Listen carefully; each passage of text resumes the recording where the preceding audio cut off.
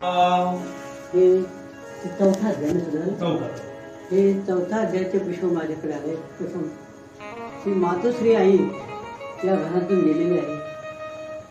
खरं म्हणजे आपण ज्या मातेने आपल्याला सगळं वियोग करून सांभाळले, परमात्मा ईश्वर, जर श्वास आला की जन्म झाला, श्वास गेला की मृत्यू झाला. या वृत्तीवरती मातोश्रीने बरेच हे वाचलेले अध्याय वगैरे वाचलेले आहेत. मलाही थोडं गोष्टी काय सांगितलेल्या आहेत आणि त्या चांगल्या प्रकारे अध्ययनाचं ते पारायण करायचं आणि व्यवस्थित बोलायचं. तर एक दोन वेळा पण असं मी आल्यानंतर मला म्हणजे असं सांगायचं, म्हणजे चांगल्या प्रकारे माहिती देत होत्या मार्गदर्शनात की अशी माता या घरांचं निघून गेली. म्हणून प्रथम त्यांच्या मृत्यूच्या आत्म्याला शांती लाभावी मी विचार करून पूर्वाद्याची शेवटी करी पांडवांची झाली भेटी. मग तदाज्ञा घेऊन उठावती कणी राव गुप्त झाला. माझ्या प्रकारे आता माझे मित्र यांनी सांगितलंच आहे, कलियुगामध्ये कलीची भेटी झाली वगैरे. कलीने अनेक प्रकारचे त्यांना संकटातून हे केलेले आहेत आणि आता मोठं काय झाले, त्यांची भेट झालेली आहे आणि ते तिथून आता मुक्त झाले. आणि पुढे चालले पंडू पुत्र, ऐशी कथा झाली पवित्र. आता विशेष सुती पात्र, उत्तम व्याख्यान असे आता हे पंडितचे पुत्र हे काय झाले, पुढे चाललेले आहेत. कारण का त्यांना अनेक प्रकारचे संकट त्यांच्यावरती आले होते, त्या संकटातून ते मुक्त झाले आहेत आणि परमात्मा ईश्वर हा श्रीकृष्णाने ते सर्व संकट दूर केले आहेत आणि ते आता पुढे चाललेले आहेत. तरी श्रोती सावधान तरेशी, सादर व्हावे सवनाची. वैशंपायन मने जन्मे, पुढील कथा ऐके हे आता पुढील कथा जे आहे ते ऐकण्यासाठी जे श्रोते आहेत त्यांनी सावध व्हा. आपले कान लावून लक्ष वगैरे सगळे व्यवस्थित करून आपल्या कानामध्ये ते चांगल्या प्रकारे ऐका, असा श्रोत्यांना हे मंत्र दिलेला आहे. पुढे जाती पंडू नंदन, तव एक लागले महाविपिन. वृक्ष भेदिते गेले गगन, जाळ्या बहुत वल्लीच्या. आता पंडित म्हणजे हे संपूर्णपणे पांडव पुढे चालले आहेत आणि आता त्याला एक अरण्य, मोठस अरण्य, आणि एवढं मोठं अरण्य आहे की ते घनदाट अशा वल्ली म्हणजे वेणी वगैरे अशा पसरलेल्या, झाडे झुडपे पसरलेले, फांद्या पसरलेल्या, असे मोठं अरण्य त्या अरण्यामध्ये प्रवास त्यांनी केलेला आहे. कंठ वृक्ष दाटले बहुत, बोरी शेवरी खैर विदित. पाय ठेवावया नसे पंत, कंठक पसरले चौकडे. ते असे वड होते, म्हणजे कंठ अरण्य म्हणजे काट्यांचं सगळं, म्हणजे खाली तर आता अनवन पाण्याने चाललेले हे संध्याचे लोक आहेत आणि ते कशा चालले, पायाने चालले. आणि ती सुकुमारिका म्हणजे ती राजाची मुलगी कोण, द्रौपदी, ही सुद्धा अशा या अवस्थेमध्ये त्या कंठकारानंतर जात आहे. त्यांची काय अवस्था असेल हो बघा. फणस कंदमाम्र ताळ, उंबर अर्जुन सादडे शाळ. भोकरी पिंपळ वट तमाळ, गेले गेले आईना. माझ्या प्रकारे या वृक्षांची नाव घेतली, भोकर, आईन, पिंपळ वगैरे, सावर, असे अनेक प्रकारचे वृक्ष. आणि त्या वृक्षांची एवढी घनदाटी होती त्या जंगलामध्ये, अरण्यामध्ये, की बोलून सोयना त्यांना चालता येत नाही अशी अवस्था त्या ठिकाणी झालेली आहे. किंजनी मोहपरस पायरी, कांचन आपटे अष्ट पिंपरी. इत्यादी वृक्ष नाना परी, अति निविड चौकडे. आणि ते असे आहे की चारही बाजूला हे वृक्ष पसरलेले आहेत. आता या वृक्षांची नाव याच्यामध्ये दिलेली आहेतच, परंतु ही वृक्ष एवढी घनदाट आहेत की बोलून सोय नाही. थोडस म्हणजे सूर्यप्रकाश सुद्धा त्याच्यामधून येत नव्हता, अशी ही वृक्ष आणि वेळी पसरलेले आहेत. वृक्ष दाटी होऊनी बहुत, खांद्या पाशी खांद्या अडकत. परस्पराचे शेंडे मिसळत, पत्री अम्र न दिसेची राह. बघा मग आता हे मोठमोठे वृक्ष आहेत, त्यांची जी फुले ना त्यांची जी पानं त्यांच्या ज्या फांद्या एकमेकांना मिस झालेल्या आहेत आणि त्याच्यामध्ये सूर्याचं आपलं दर्शन म्हणजे किरण वगैरे काही दिसत नव्हतं. अशा प्रकारचा अंधकार त्या जंगलामध्ये अरण्यामध्ये आहे. नाना वृक्षी नाना फले रसभरी सोबती विशाले आणि नाना रंगी सुगंधित फुले दयावरी शोभती राह. त्याच्यामध्ये काय अनेक प्रकारची चांगली सुंदर अशी फळे सुवासिक अशी फुले अशा प्रकारची ते डवरलेल्या वेळी त्या फुलांच्या आणि फळांच्या पाहून फारच आनंद होत होता. परंतु ती परिस्थिती मात्र त्यांची अशीच चालली होती. महावृक्षांची निबिड छाया तेथे रवी किरण नसे वाट जाया शुक सारिका बैसोनिया मयूर शब्दे बोलती राह. अशा प्रकारे त्या घनदाट जंगलामध्ये मयूर म्हणजे मोर वगैरे अनेक प्रकारचे असे पक्षी त्याच्यामध्ये व्यवस्थित बसलेले आहेत. पण सूर्याचं मात्र आपल्याला दर्शन होत नव्हतं. किरण सूर्याचं त्या झाडामधून त्या वेळीमधून त्या पानाच्या फांद्यामधून आपल्या पर्यंत येत नव्हते. लता वृक्षाच्या जाळ्या मधुनी मृग क्रीडती आनंदे करुणी आणि ठाई ठाई वाहे पाणी निर्मळ परी थंड बहुरा. आणि त्या ठिकाणी छान सुंदर असे म्हणजे थंड पाणी वाहत होते, नद्या वाहत होत्या, चांगलं गार पाणी होतं, अनेक प्रकारचे पशु वगैरे त्याच्यामध्ये प्राणी होते आणि ते त्या ठिकाणी व्यवस्थित राहत होते. ऐशिया परी त्या वनांत सिंह शार्दूल गर्जना करीत मत्स्य गाजेंद्र किंकाटक भालुका बहुत ओरडती राह. परंतु त्या अरण्यामध्ये अशा प्रकारचे पाणी ओरडत होते. हत्ती, वाघ, सिंह धरताला पडत होते, भालू वगैरे असे हे प्राणी त्या जंगलामध्ये वावरत होते. कल्लोळ करीती मयुरे अस्वले गुरगुरती अपारे नाना जातीची वानरे भूभूकारे गर्जती राह. त्याच्यामध्ये प्राण्यांचं वर्णन केलं आहे. नाना प्रकारचे वानरे वगैरे माकड हे काय भूभुंकार करायचे, अस्वल ओरडायची, अशा प्रकारचे हे प्राणी त्या ठिकाणी होते. नाना पक्षाची कुळे बहुत लावे कपत पित्तुर धावत आणि मायर म्हणून तेथे नाचत भूत प्रेते सर्वदा. आणि अशा प्रकारे ते शांतीवनच होतं. त्या वनामध्ये या प्रकारचे सर्व प्राणी एकमेकांमध्ये मिसळून वगैरे राहायचे. परंतु कोणाला काय त्याची ही पोचत नव्हती, म्हणजे काय कोणावरती भीती नव्हती. सर्व आनंद वातावरणामध्ये हे सर्व पशु पक्षी राहत होते. झोटिंग ब्रह्म राक्षस अपार यक्ष गंधर्व किन्नर असुर अस्परा आणि नाना खेतर रात्रंदिवस संचरती. त्या वनामध्ये सगळे क्षेत्र वगैरे एका ठिकाणी ते माहेरच होते ते अशा ठिकाणी आणि ते सगळे व्यवस्थित असायचे. वाघ हरिणीला मारू शकत नाही, पक्ष्याला मारू शकत नाही. चांगल्या एकमेकाच्या सान्निध्यामध्ये ते सर्व पशु प्राणी वगैरे प्राणी पशु पक्षी वगैरे त्या जंगलामध्ये आनंद वातावरणामध्ये होते. परी या परी ते थोर घोर वन महाविस्तीर्ण अति दारुण सांगता तयांचे थोर फोन उशीर होतो कथेशी. अशा प्रकारे म्हणजे काय झालं, या कथेचा विस्तार होऊन जास्त होऊ नये म्हणून त्याच्या पुढची जी कथा आहे म्हणजे यांची त्याचा थोडी कमी करायला पाहिजे तरच हे चांगलं होईल. ऐशिया त्या घोर विपिना एकची मार्ग असे दाना मध्ये घालून स्वकीय अंगणा पाचही जण चालती. अशा प्रकारे या विपिन म्हणजे या अरण्यामधून एकच वाट होती. तर त्या वाटेमध्ये द्रौपदीला मध्ये ठेवून हे सर्व 5 पांडव काय आपल्या पुढे पुढे चाललेले होते.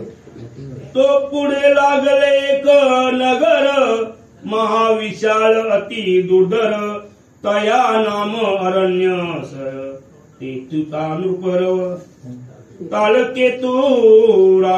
आता त्याच्या पुढे गेल्यानंतर तिथे काय झालं, एक मोठं नगर लागलं. नगर म्हणजे एक शहर लागलं. शहरामध्ये तो त्याचा तो राजा होता, तो तालकेतू हा तिथला तो राजा आणि ते नगर त्या जात असताना त्यांना वाटेमध्ये ते लागलेलं आहे.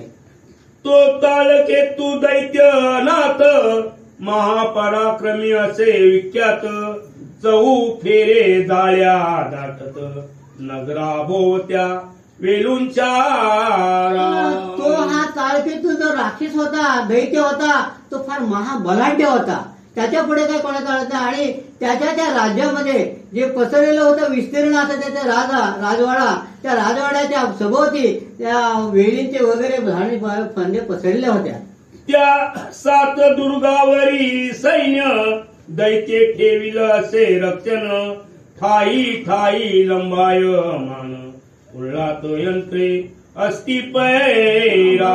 ज्याप्रमाणे छत्रपती शिवाजी महाराजांनी काय केलं होतं, गडावरती जसे तोफा वगैरे तयार केल्या होत्या, आपण परशत्रू जर आलं त्याच्यावरती योग्य तो त्यांचा काय पराभव करायला पाहिजे, योग्य तो मारा करायला पाहिजे, त्याप्रमाणे परशत्रू जर या राजामध्ये, या तालकेतीच्या राजामध्ये जर आलं तर त्याच्यामध्ये म्हणजे हे यंत्र जे आहेत बसवलेले तोफखाना वगैरे ते व्यवस्थित आहेत आणि कोणीही इथं येऊ नये अशा प्रकारे त्या संपूर्ण तटावरती हे संरक्षण केलेलं आहे. ऐशिया त्या नगराशी पाहून विचार करीती पंडू नंदन, की अरण्या माझी हे पतन करण स्वामी यांचा सेरा. अशा प्रकारे ते आता हे पंडू ते मुलगे म्हणजे धर्मराज भीम, अर्जुन, सहदेव, नकुल आणि त्यांची ती द्रौपदी अशा प्रकारे ते काय करतात, धर्मराजा विचार करतात की हे एवढं मोठं भव्य असं अवाढव्य राजवाडा आणि राजवाड्याचा जो राजा आहे तो तालकेतू आणि त्याच्यामध्ये आता हे आपलं पुढे काय होईल ही त्यांची आता हे होते अवस्था होते निर्माण त्यांच्या हृदयामध्ये. ऐसा करी तिथे विचार तव ते तिथे येऊन चौकीदार, पांडवा लागी अति सत्वर अटकाविते जाहले. राजाने म्हणजे त्या दैत्याने काय केलं होते, त्याचे चौकीदार म्हणजे त्याचे सैनिक तेथे ठेवले होते आणि ते राजाच्या बाहेर येताना राजाच्या दरवाजामध्ये असताना त्यांना अगोदर ते विचारायला आले की बाबा रे हे आता इथे कोण आले, त्यांची विचारपूस करावी म्हणून ते लवकरात लवकर त्यांच्या जवळ येऊन विचारपूस करतात. आणि म्हणविते तुम्ही 5 जण, कोणाची श्रीनेता पिताऊन, ऐसे तयांशी बोलून दैत्याप्रती पावले. ते काय ते त्यांचे जे सेवक होते त्या तालकेत राजाचे ते त्यांना म्हणतात की हे 4 जण पुरुष आहेत, परंतु एक स्त्री आहे. कोण आहे? एक त्यांची ते म्हणजे द्रौपदी. तर हिला घेऊन तुम्ही कुठे चालत, म्हणजे हे काय तर तुम्ही पलायन करून आणलेले आहे त्या स्त्रीला असं त्यांना वाटते. म्हणून ही हकीकत सांगणार करिता ते सैनिक असे कुठे ते तालकेत राजाच्या जवळ गेलेले आहे. आणि तयांशी हस्त जोडून म्हणती दैतेंद्रा 5 जण, एके सुंदर स्त्रीची घेऊन पडून जात आहेत पैरा. मग ते काय सांगतोय ते चौकीदार की बाबा त्या दैत्य राजा नमस्कार केला आणि म्हणाला की ते 5 जण, एक स्त्री आहे, तिला पळून घेऊन जात आहेत अशा प्रकारची वार्ता त्या याला तालकेत राजाला सांगितली. ऐसे ऐकताची तालकेत वेगे आला तेथे धावत, जैसा महाकाल क्रोध युक्त प्रलय काली येतसे. महाकाल क्रोध झाल्यानंतर लवकरात लवकर येऊन हे करतो, त्याप्रमाणे हा तालकेत राजा करायला आलेला आहे त्यांच्याजवळ आणि आता काय विचारतोय त्याला. दैत पुषे 5 जणांशी, कोठोनी आला या ठायासी, ते म्हणती आम्ही सन्नासी महातीर्थासी जात सोरा. त्या राजा तालकेत राजा असा त्यांना विचारतोय ते दैत्य की तुम्ही 5 जण इथे कसे, तुम्ही संन्यासी आहात. मग संन्यासी आहात असताना मग तुमच्याजवळ बाई कशी?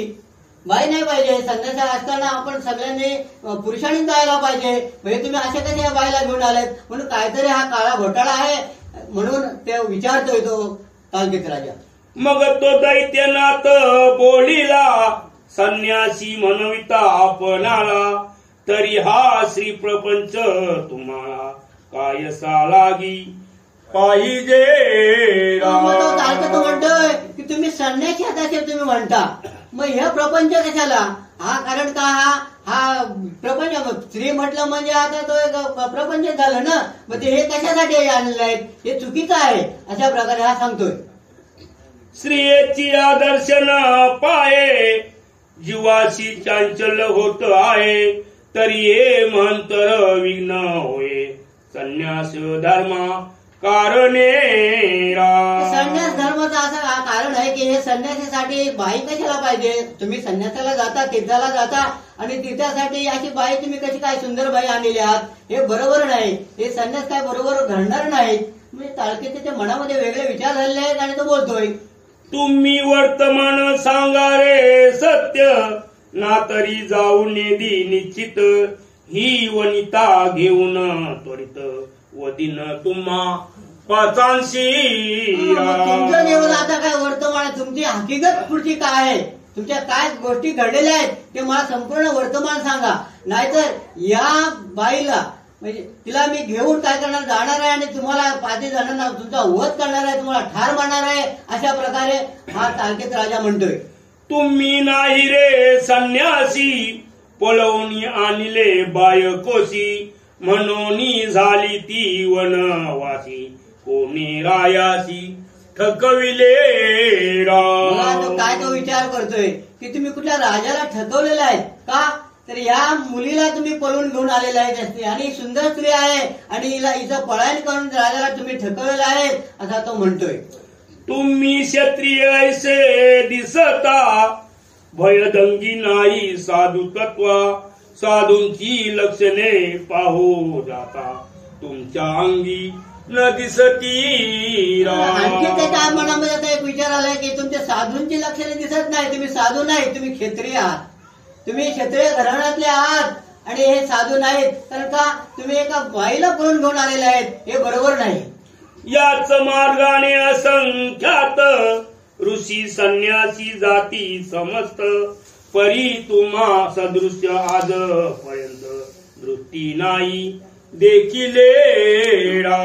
या जंगला या वनांतून या वाटेतून अनेक प्रकारचे साधू संत ऋषीमुनी वगैरे जातात, परंतु अशा प्रकारची दृष्टी आम्ही कधीच पाहिली नाही. बाईला वगैरे असे घेऊन असे काय गेलेले नाहीत. ते त्यांच्या तपश्चर्यासाठी किंवा त्यांच्या शांती वनामध्ये ते तपश्चर्या करण्यासाठी किंवा शांत राहण्यासाठी ते असे तीर्थ करत जात आहेत, परंतु तुमच्यासारखे हे ते दिसत नाहीत. म्हणतो यवा ऐकून दैत्याच्या बोला, नाना परी समजावी तयाला, परी तो अधिकची शोभला, म्हणेल बोला कार्य सत्य तुम्ही. मग ते काय म्हणतात, तुम्ही सत्य बोला त्यांना सांगतोय.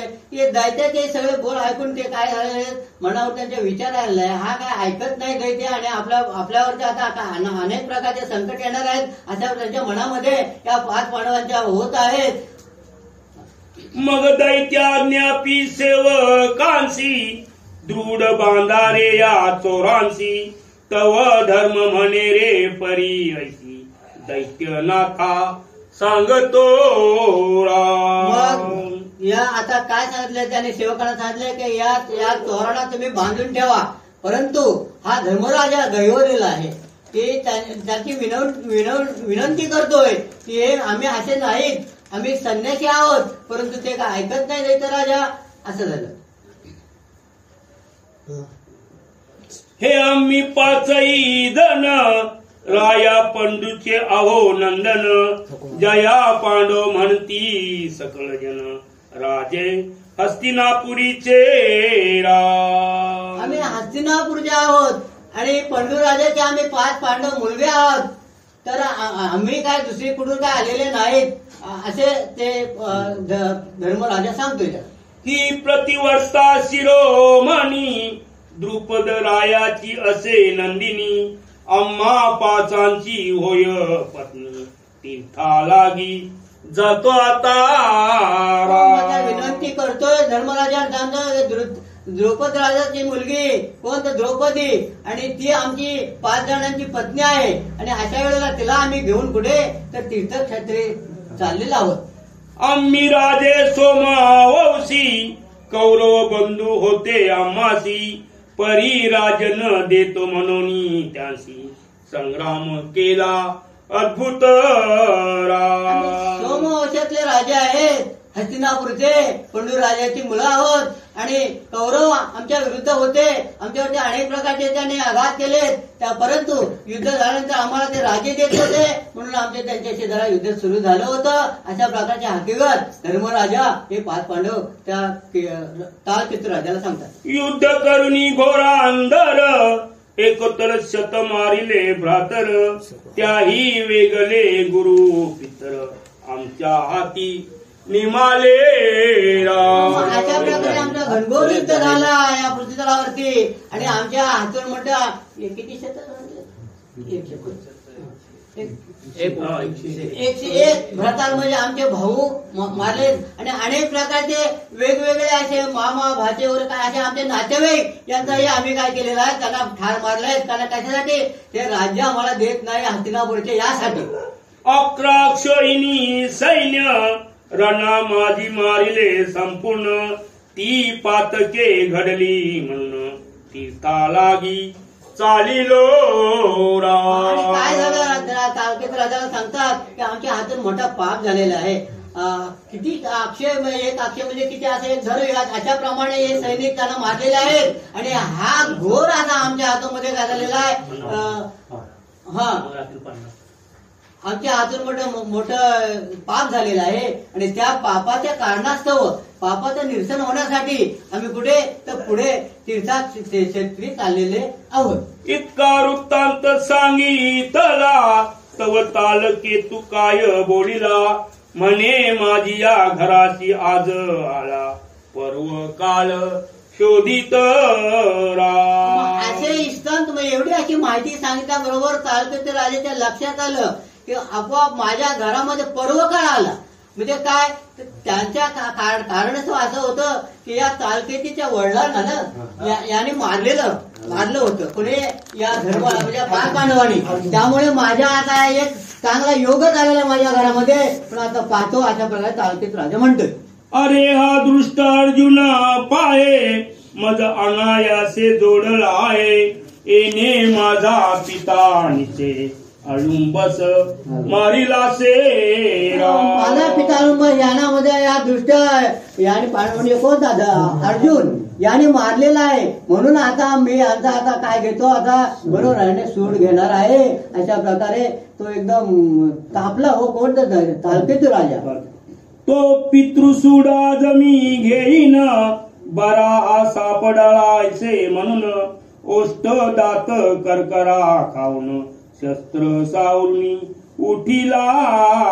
आणि आता तालुक्यात राजाचा काय झाला की त्याने शस्त्र हातामध्ये घेतला, ओठ वगैरे आवळून वगैरे काय केला, त्याला मोठा क्रोध आला आणि हातामध्ये या अर्जुनाला आता मी कारण माझ्या घरामध्येच आता आलेला आहे, म्हणजे घरामध्ये राजवाड्यात माझ्या आलेला आहे आपोआप. त्याला आता मी आता पाहतो आणि माझ्या वडिलांचा सूड आता मी घेणार आहे.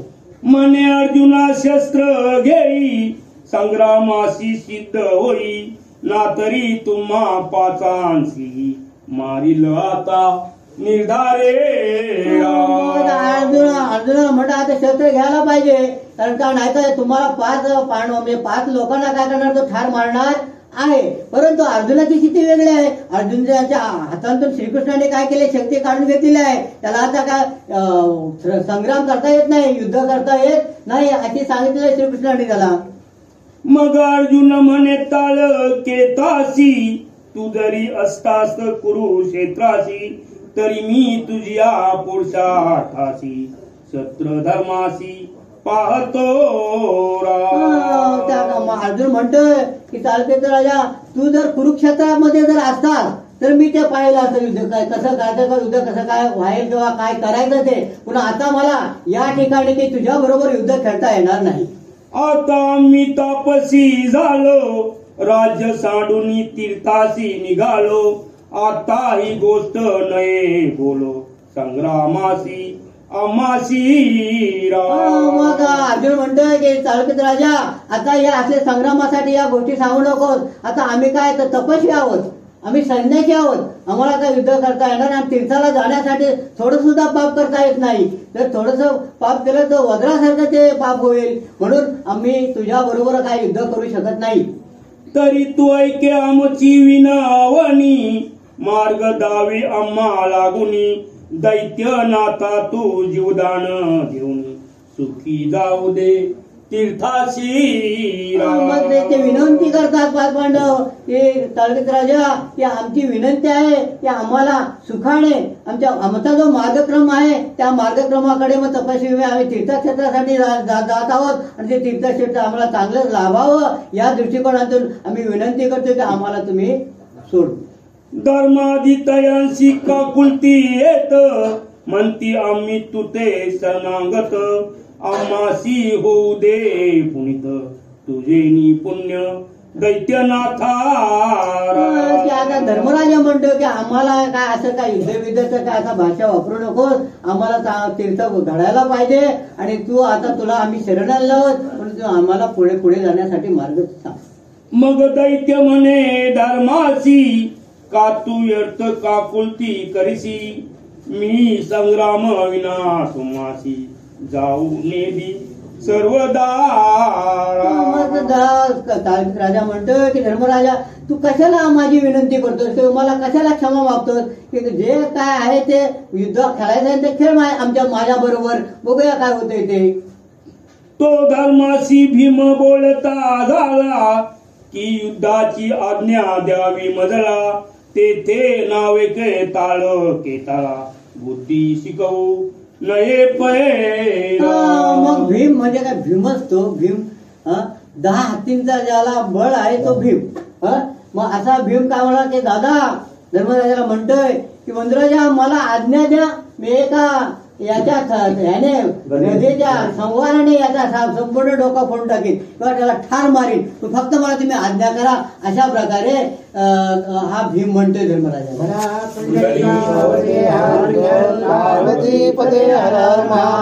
सीताकांत स्मरण जय जय राम कृष्ण महाराज की जय, पंढरीनाथ भगवान की जय, श्री रामचंद्र महाराज की जय, बजरंगबली की जय, कैलासनाथ महाराज की जय, सब संतन की जय. भाऊ काय होता हो